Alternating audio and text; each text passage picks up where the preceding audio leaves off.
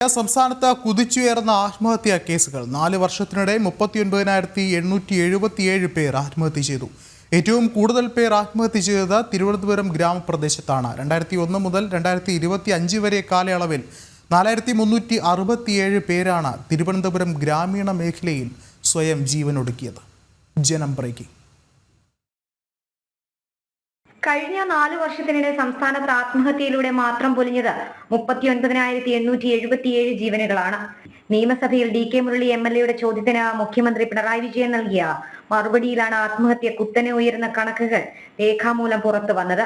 2021 May 20 മുതൽ ഈ വർഷം മാർച്ച് 16 വരെയുള്ള കണക്കുകളിലാണ് ഞെട്ടിക്കുന്ന ആത്മഹത്യകളുടെ എണ്ണം പുറത്തു വരുന്നത്.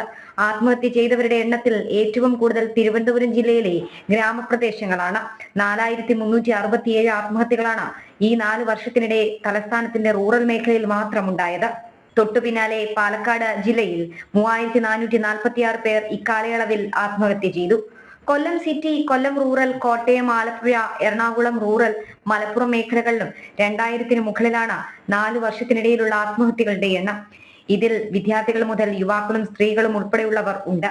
ആത്മഹത്യ ഒന്നിനും പരിഹാരമല്ല എന്ന ബോധവൽക്കരണവും പ്രചരണവും സർക്കാർ നടത്തുമ്പോൾ തന്നെയാണ് സംസ്ഥാനം ആത്മഹത്യ നടത്തുന്നവരുടെ എണ്ണത്തിൽ ഒട്ടും പിന്നിലല്ല എന്ന കണക്ക് സർക്കാർ തന്നെ പുറത്തുവിടുന്നത്.